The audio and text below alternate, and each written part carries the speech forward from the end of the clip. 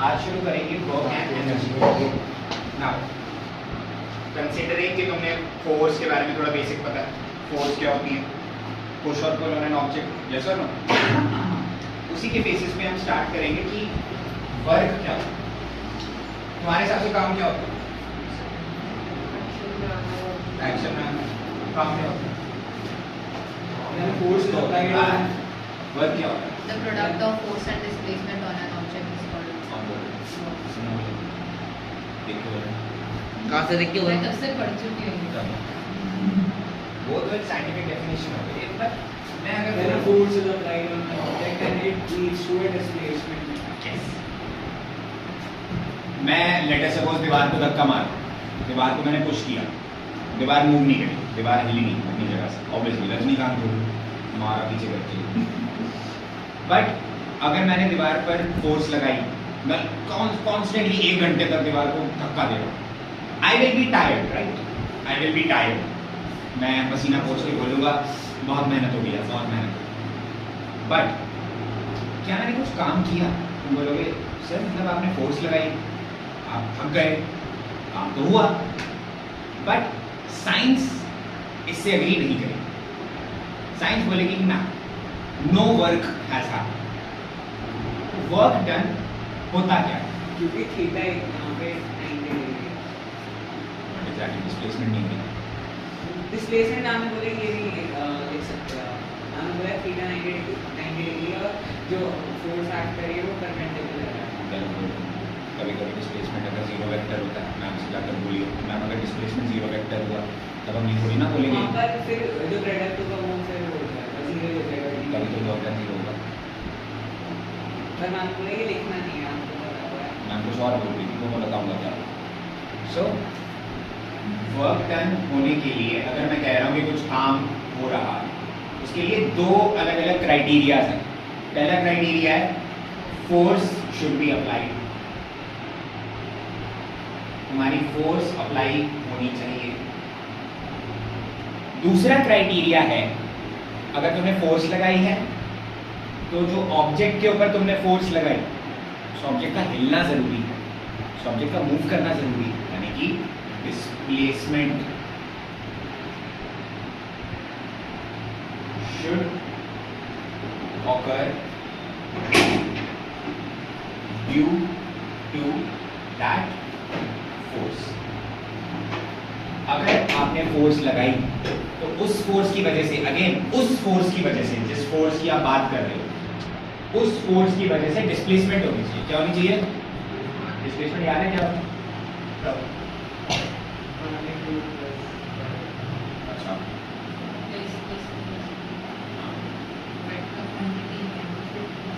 है क्या displacement?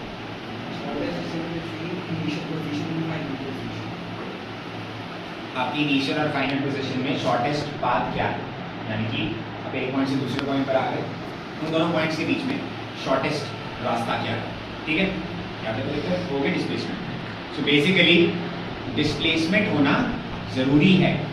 Force तो लगा ली आपने, डिस्प्लेसमेंट होना जरूरी है। मैंने दीवार को धक्का दिया, धक्का देने पर ये दीवार मूव नहीं करी तो यहाँ पर डिस्प्लेसमेंट कितनी हो जाएगी? 0। मूव ही नहीं करी दीवार, यहाँ पर डिस्प्लेसमेंट ही नहीं हो रही सर, तो मैं बोलूँगा वर्क डन नहीं हो रहा। यहाँ तक कोई दिक्कत? तो वर्क डन की जब हम डेफिनेशन पढ़ते हैं वो इन दोनों कंडीशंस से अराइज करती है, कंडीशन से निकल कर आती है। Work done on an object is defined as, अगर तुम वर्क डन को डिफाइन करना चाह रहे हो तो वर्क डन की डेफिनेशन निकलती है वर्क डन फॉर्मूला होता है इसका, वर्क डन को W से डिनोट करते हैं। ठीक है, कई जगह इसको WD लिख देते हैं नीचे वर्क डन। ठीक है, मैं W लिखूंगा बस। Work done is equals to force multiply by F dot S। F dot S यानी कि फोर्स और डिस्प्लेसमेंट आपस में मल्टीप्लाई हो। डॉट का मतलब पता है ना, जब मल्टीप्लाई हो रही है चीजें डॉट भी लिख देते हैं हम। यस और नो? आगे समझ? पॉज करिए, करिए स्टार्ट। वर्क डन का फॉर्मूला बन जाता है F dot S। F dot S का मतलब है फोर्स और डिस्प्लेसमेंट मल्टीप्लाई हो रही है। डॉट का मतलब पता है ना, 2 चीजें मल्टीप्लाई होकर डॉट लगा सकते हैं। अच्छा, अगर तुम ये देखोगे इस साल के लिए गलत नहीं है, कि तुमने F मल्टीप्लाई बाय S का बना दिया सिंबल, यस और नो? आगे के लिए गलत हो जाएगा। हायर क्लासेस के अंदर डॉट और ये इसको क्रॉस पढ़ते हैं। This is not a multiplication symbol, this is cross, क्योंकि ये वेक्टर क्वांटिटीज हैं दोनों। वेक्टर क्वांटिटीज जब तुम 11th के अंदर जाकर पढ़ोगे तो हम पढ़ते हैं वेक्टर मल्टीप्लिकेशन होता है कुछ, ये होता है डॉट प्रोडक्ट, ये होता है क्रॉस प्रोडक्ट। सो ये मत लिखना, तो F डॉट S लिखना, ठीक है? मैं आपको थोड़ा अच्छा भी लगेगा, आएगा नहीं एग्जामिनेशन में जो बोला मैंने, शो ऑफ के लिए बोला था, बट ये फॉर्मूला है हमारे पास F डॉट S। यहाँ तक कोई दिक्कत? आगे समझ? बेसिक था। वर्क डन कब होगा? जब फोर्स भी होगी और डिस्प्लेसमेंट, दोनों को मल्टीप्लाई कर दो, वर्क डन मिल जाएगा, कितना काम किया। कोई दिक्कत? आगे समझ? पक्का? इसकी ऐसा यूनिट क्या बनेगी सर? ध्यान से देखो, एक तो ऐसा यूनिट ऐसे भी निकल सकती है फॉर्मूले से,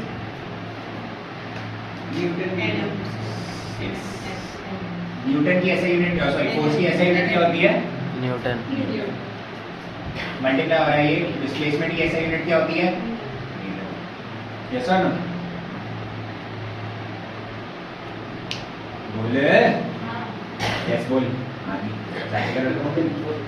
सो न्यूटन और मीटर दोनों आपस में मल्टीप्लाई हो रहे हैं, ये यूनिट हो गई तुम्हारी वर्क डन की।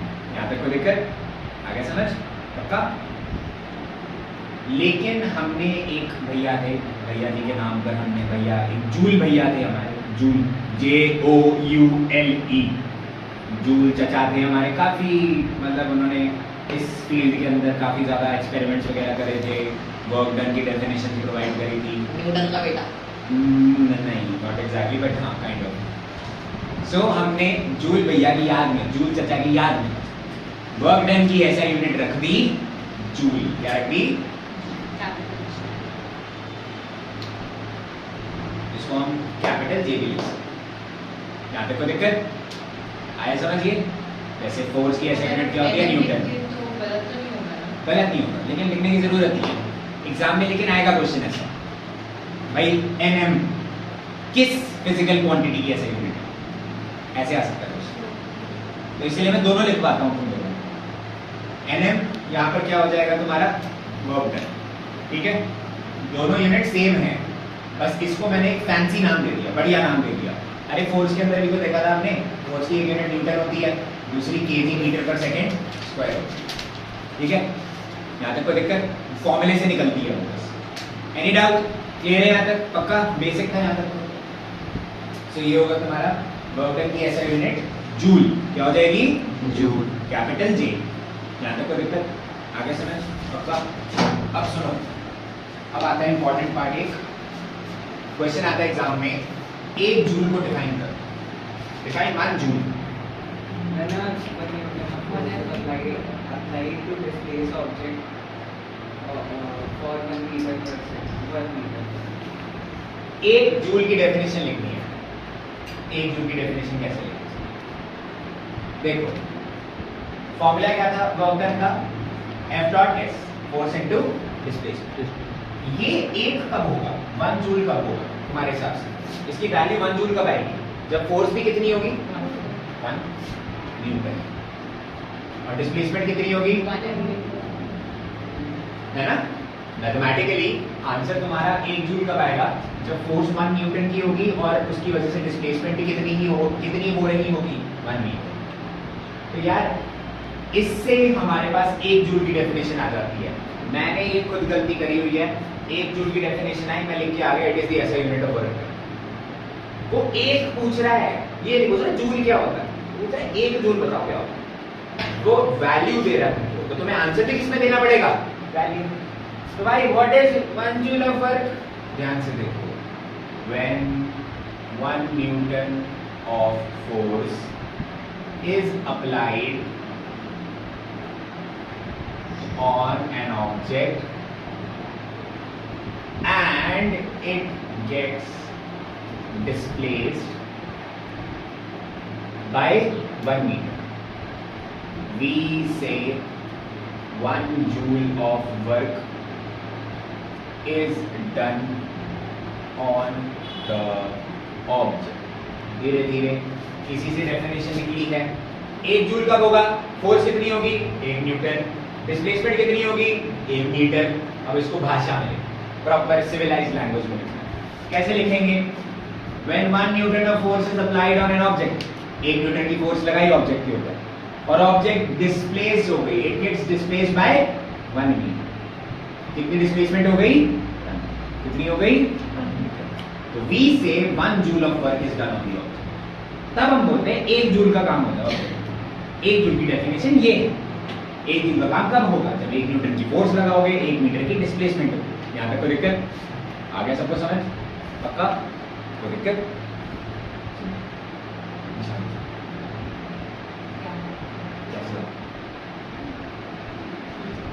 बायो पढ़े तो बहुत अच्छा होता। ये ठीक है, ये टीचर को लगे सर बायो को पढ़े तो आगे समझिए। पक्का? क्लियर है सबको? अच्छा देखो, अब इसमें केसेस होते हैं अलग अलग, केस पढ़ेंगे। ये नोट में क्यों है? नेक्स्ट टॉपिक तुम्हारा cases of work done. Cases of work done ये इंपॉर्टेंट है, तो ध्यान से समझना। ये एग्जाम में क्वेश्चन आएगा, 100% आएगा, किसी न किसी के द्वारा। केसेस ऑफ वर्क डन में क्या होता है? देखो, एक केस, दुई केस, त्रे केस। पहला केस क्या है? ठीक है, force and displacement are parallel to each other. Force और डिस्प्लेसमेंट एक दूसरे से पैरेलल है। पैरेलल का मतलब क्या होता है? यार देखो, तुमने फोर्स लगाई यहाँ पर, ऐसे लगाई फोर्स, ठीक है, मान लो ऐसे लगाई, इस तरफ लगाई, ठीक है, इस तरफ लगाई, ऐसा लगाई, और ऑब्जेक्ट धक्का देने के बाद भी कहाँ पर गई? आगे की तरफ, सेम डायरेक्शन में। समझे? पैरेलल फोर्स, पैरेलल का होने का मतलब क्या है? फोर्स और डिस्प्लेसमेंट का, जब तुम ऑब्जेक्ट को फोर्स लगा रहे हो एक डायरेक्शन में और सेम डायरेक्शन में तुम्हारी ऑब्जेक्ट डिस्प्लेस हो रही है। यहां तक कोई दिक्कत? तब मैं बोलूंगा कि फोर्स और डिस्प्लेसमेंट दोनों पैरेलल है एक दूसरे के। क्या है? पैरेलल। इसको एक और चीज से बोल सकता हूं, और force angle between force and displacement is 0 degree. ये शायद मैथ्स में पढ़ा होगा तुम लोगों ने। पैरेलल लाइंस के बीच में एंगल क्या होता है? What is the angle between parallel lines? वो पता है? पढ़ा है? पढ़ा है या नहीं? नहीं पढ़ा है? पढ़ा है? नहीं पढ़ा है, बस पता है। पता है कैसे? बताया था कहीं से, कैसे पता कैसे चल पता? गया 0 डिग्री। सर पता चल गया कहीं से, बताया था किसी ने, मैंने देख लिया, मैंने रीजन नहीं पूछा। पैरेलल लाइंस के बीच में एंगल 0 डिग्री होता है। क्यों? ध्यान से देखो, तुम्हारी जो लाइंस होती है ना, लाइंस का एंगल जब हम निकालते हैं, ऐसे निकालते हैं ना, एक लाइन ये रही, दूसरी लाइन ये रही, एंगल निकाल रहे हैं उन दोनों के बीच में। यस और नो? चलो मैं इस लाइन को धीरे धीरे छोटा कर देता हूँ, छोटा, धीरे धीरे इसको इधर ले आया, ऐसे लेकर आ रहा हूँ, ऐसे लेकर आ रहा हूँ, ऐसे लेकर आ रहा हूँ। मान लो ये लाइन बिल्कुल मैं दूसरी लाइन का टॉप पर ले आया, बिल्कुल उसके ऊपर टॉप पर ले आया। यस और नो? बिल्कुल टॉप पर ले आया। अब मैं एंगल जब कम कर रहा हूँ, जब मैं बिल्कुल टॉप पर ले आऊंगा, एंगल कितना बनेगा? 0 डिग्री। यस और नो? ऐसी लाइंस को बोलते हैं कोइंसाइडिंग लाइंस, कोइंसिडेंट लाइंस या फिर कोइंसिडेंट रेंज, यानी कि जो एक ही लाइन पर दो लाइनें बनी हैं। मतलब इमेजिन कर लो यार, एक ही लाइन पर दो लाइनें बनी हैं, ठीक है, एक जगह तुमने ब्लैक पेन से लाइन बनाई, दूसरी जगह उसी के ऊपर ब्लू पेन से लाइन बनाई, ऐसे इमेजिन कर सकते हैं। पैरेलल लाइंस एक तरह की कोइंसिडेंट लाइंस होती है। क्यों सर? मैंने क्या करा, दो लाइन एक दूसरे के ऊपर बनी हुई थी, यस और नो? इनको बस मैं थोड़ा सा दूर ले गया एक दूसरे से, थोड़ा सा दूर ले गया, ठीक है। अगर मैं इनको वापस पास ले जाकर एक दूसरे के ऊपर रख दूंगा, एक दूसरे के ऊपर मान लो इन दोनों को मैंने रख दिया, तब ये वापस से कोइंसाइडिंग बन जाएंगी ना, यस और नो? पैरेलल लाइंस बस कौन सी लाइंस है भाई, ये एक दूसरे के ऊपर थी, मैं इन दोनों को थोड़ा सा दूर ले गया, एक दूसरे के ऊपर थी, मैं इन दोनों को थोड़ा सा दूर ले गया।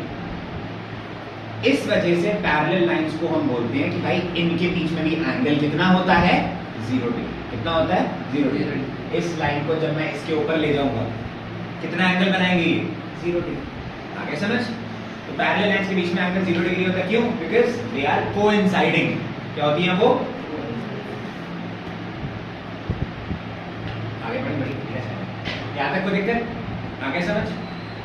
इसका मतलब सुनो, इसका मतलब सुनो, जब फोर्स और डिस्प्लेसमेंट दोनों के बीच में एंगल 0 डिग्री है, कितना है, 0 डिग्री, तब हम बोलेंगे वर्क डन इज पॉजिटिव और मैक्सिमम। इस केस के अंदर वर्क डन तुम्हारा पॉजिटिव लिख सकते हैं या फिर हम लिख सकते हैं मैक्सिमम। क्या लिख सकते हैं? मैक्सिमम। तुम्हारा काम मैक्सिमम होगा। क्या होगा? मैक्सिमम। यहां तक तो दिक्कत किसी को? इसका मतलब क्या है मैक्सिमम से? क्या बात कर रहे हो? अरे कैरम खेलो तुम, कैरम खेली तुम, कभी होता है तुमने मारा तो सीधा निशाना, लेकिन वो गीटी कैसी जाती, बिल्कुल टेढ़ी। Is that clear? तुमने फोर्स यहाँ पे लगाई, डिस्प्लेसमेंट यहाँ पे हो रही है, फोर्स इधर लगाई, डिस्प्लेसमेंट कहाँ पे हो रही है, कई साइड में हो रही है। इस केस में फोर्स और डिस्प्लेसमेंट पैरेलल है। तो जब फोर्स और डिस्प्लेसमेंट पैरेलल होंगे, जब मैं बिल्कुल सीधा निशाना लगाऊं और वो बिल्कुल डीडी भी बिल्कुल सीधी जा रही है, वर्क डन मैक्सिमम होता है उस पर, या फिर मैं बोलूं पॉजिटिव होता है। ये मैक्सिमम वाली चीज तुम 11वीं में पढ़ोगे, 11th में पढ़ोगे, जो फिजिक्स लेगा 11th के अंदर पढ़ोगे। इनफैक्ट मैं तुम्हें लिखवा भी देता हूँ, शो ऑफ हमारी टीचर शायद लिखवाएंगी। वर्क डन का एक फॉर्मूला होता है, एफ डॉट एस तो पढ़ा है तुमने, पूरा फॉर्मूला होता है एफ एस कॉस थीटा, ये फॉर्मूला होता है। थीटा यहाँ पे एंगल है, एंगल फोर्स और डिस्प्लेसमेंट के बीच में नहीं पढ़ना, शो ऑफ पर्पसेस। बस ये मैं इसलिए लिखवा रहा हूँ ताकि टीचर्स अगर तुम्हें लिखवाएं तो तुम्हें ऐसा ना लगे कि मेरे को कुछ नहीं आता चैप्टर में। अगर ये लिखवाया उन्होंने फॉर्मूला तो टीचर भी शो ऑफ कर दिया। Is that clear? अगर टीचर ने नहीं लिखवाया तो मैं शो ऑफ कर रहा हूँ, तो मैं कर दूंगा सामने। नहीं मत करिए, मार्क्स काट लीजिए। तो वर्क डन पॉजिटिव कब होता है? जब वर्क फोर्स और डिस्प्लेसमेंट दोनों की दोनों कहां पर है, सेम डायरेक्शन। कहां पर है?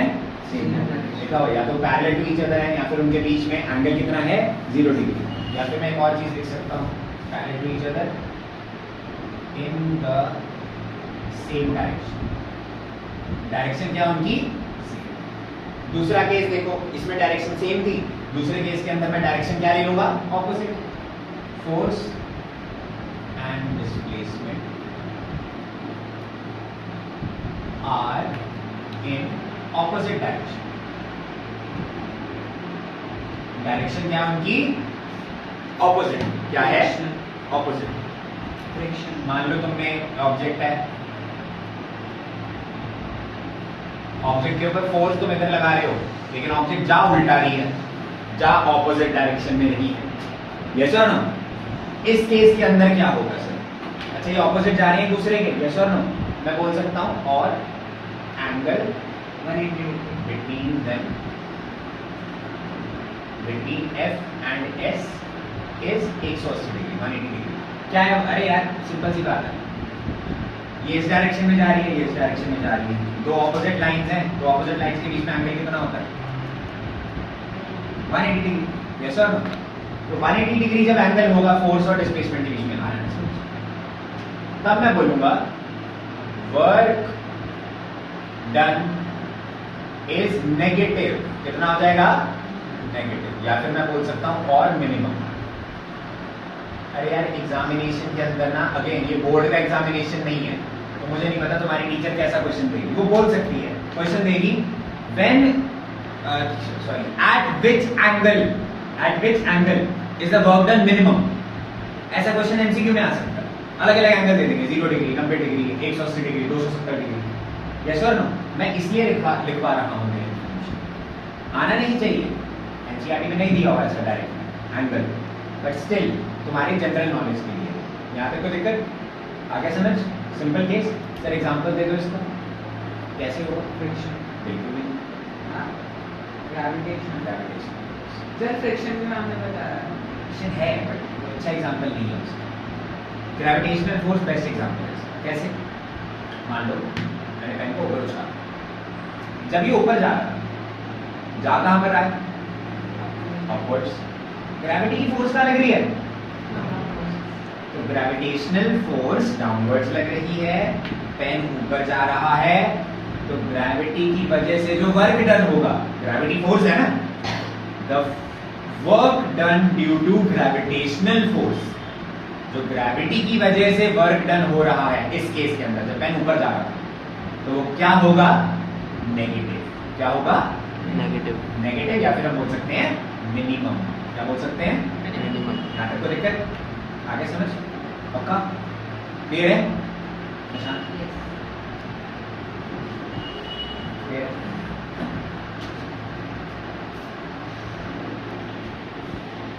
लास्ट है केस, एक ही केस बचा तुम्हारा, फोर्स एंड डिस्प्लेसमेंट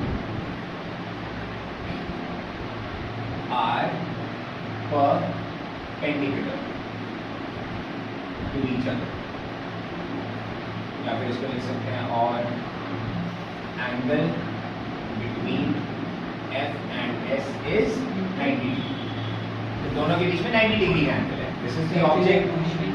ऑब्जेक्ट ऊपर रखी मैंने, मान लो ऑब्जेक्ट जो है तुम्हारी, उसके ऊपर फोर्स जो है इस डायरेक्शन में, सीधी डायरेक्शन में लग रही है, यस और नो, लेकिन ऑब्जेक्ट परपेंडिकुलर मूव कर रही है, ऑपोजिट 90 डिग्री के एंगल पे मूव कर रही है। न्यूट्रल भी कह सकते हैं। नॉट एग्जैक्टली न्यूट्रल नहीं बोलेंगे।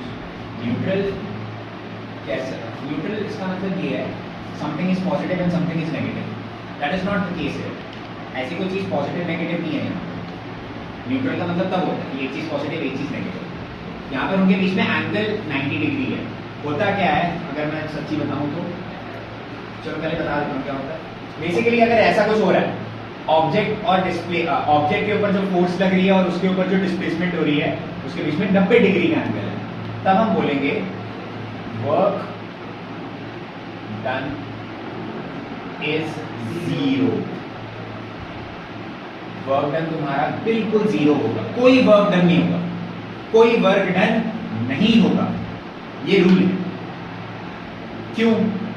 पहली डेफिनेशन सुनो, थोड़ी पढ़ाकू डेफिनेशन हायर क्लास की, क्योंकि दोनों के बीच में एंगल कितना है? 90 डिग्री। फॉर्मूला देख रहे हो ये? इस फॉर्मूला के अंदर ना एंगल डाल दूंगा मैं 90 डिग्री, और cos 90 डिग्री की वैल्यू 0। कौन सा 0 है? ये ट्रिगोनोमेट्रिक रेशियोज जो हैं तुम्हारे, ट्रिगोनोमेट्रिक रेशियोज तुम 10th में पढ़ोगे, 10th में पढ़ोगे, अगले साल पढ़ोगे, cos theta, sin theta, tan theta सब पढ़ोगे, वैल्यू भी याद करनी है तुम लोगों ने। सो तुम्हारी थीटा 0 होने पर cos थीटा, सॉरी थीटा 90 होने पे cos 90 0 हो जाता है, वो अलग चीज है। लेकिन तुम्हें जो रीजन लर्न करना है, तुम्हें जो रीजन लर्न करना है कि फोर्स और डिस्प्लेसमेंट परपेंडिकुलर होती हैं, तो वर्क डन 0 क्यों होता है, वो रीजन है कुछ नहीं। तुम इस साल रीजन लर्न नहीं करना, कोई रीजन लर्न नहीं करना, ये चीज रट्टा मारनी है। तुम्हें बस ये याद करना है, तुम्हें बस ये याद करना है कि फोर्स और डिस्प्लेसमेंट जब परपेंडिकुलर होंगी, क्या होंगी? परपेंडिकुलर, तो उन दोनों के बीच में एंगल अगर 90 डिग्री बन रहा है तो वर्क डन कितना हो जाएगा? 0। क्या हो जाएगा? 0। इसका एग्जांपल सुनो, एनसीईआरटी का क्वेश्चन है, कह रहे हैं कूली है, कूली ने ना सामान उठाया, सर पे रख दिया और वो सीधा जा रहा है। कहाँ पे जा रहा है? सीधा। कहाँ पे जा रहा है? सीधा। बताओ वर्क डन कितना किया उसने? तो ध्यान से सुनो। इसके सर रिलेटिव भी हो सकता है, रिलेटिव, या फिर ग्रेविटी ने वर्क डन कितना किया बताओ? सिंपल, ग्रेविटी ने वर्क डन कितना किया? कूली आगे आगे जा रहे हैं, ग्रेविटी ने कितना काम किया?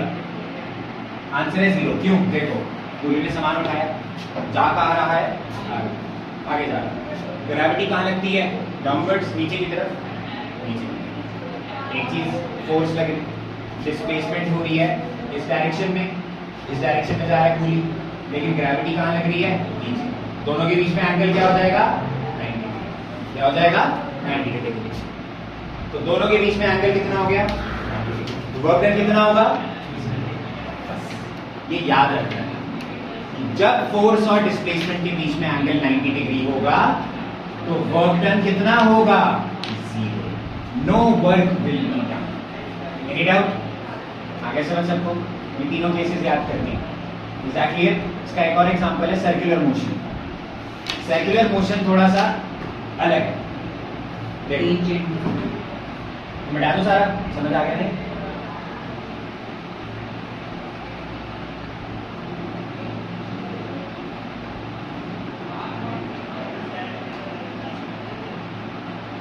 मान लो एक ऑब्जेक्ट सर्कुलर मोशन में मूव कर रही है, जैसा ना ये सेंटर हो गया।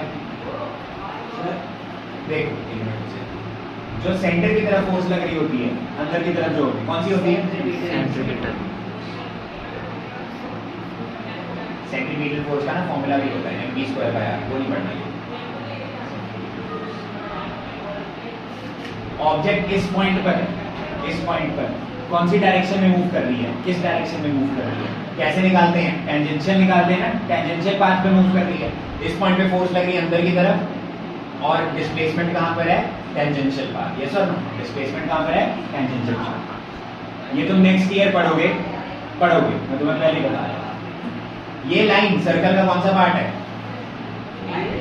रेडियस। क्या है ये, रेडियस। ये क्या है, टैंजेंट। क्या है ये, टैंजेंट। टैंजेंट और रेडियस के बीच में 90 डिग्री का एंगल बनेगा। कितने डिग्री का, 90 डिग्री। ये रूल है, kind of a rule. Next class के अंदर आओगे, मुझे याद दिलाना, लिखवा दूंगा। सो तुम्हारी टैंजेंट एंड रेडियस के बीच में एंगल कितना होता है, 90 डिग्री। ये रूल है। नेक्स्ट ईयर इसका तुम डायग्राम बनाओगे और प्रूफ करोगे इसको। 2 अलग अलग टैंजेंट्स बनाओगे, 2 ट्रायंगल्स बनाओगे। Next year mathematics is going to be a living help for you, specially circles. Circles के क्वेश्चन तुम देखकर रोना निकल जाएगा तुम्हारा, ऐसे क्वेश्चन आएंगे। बट ये रूल जो है, इसके तहत सेंट्रीपिटल फोर्स अंदर की तरफ लग रही है, रेडियस की तरफ यहाँ पे लग रही है। फोर्स कहाँ है, टैंजेंट की तरफ। दोनों के बीच में वो कितनी है, एंगल कितना है, 90 डिग्री। क्वेश्चन, सर्कुलर मोशन में सेंट्रीपिटल फोर्स कितना वर्क डन कर रही है ऑब्जेक्ट? आंसर है क्या है, क्या है, क्यों? क्योंकि सेंट्रीपिटल फोर्स और ऑब्जेक्ट की डिस्प्लेसमेंट दोनों क्या है, एक दूसरे से परपेंडिकुलर। क्या है, परपेंडिकुलर। आगे समझ, पक्का? कोई दिक्कत? क्लियर है सबको? क्लियर है? नहीं भी है, एक बार वीडियो वापस से देख लेना ताकि वापस से समझ आ जाए। Any doubt? पक्का?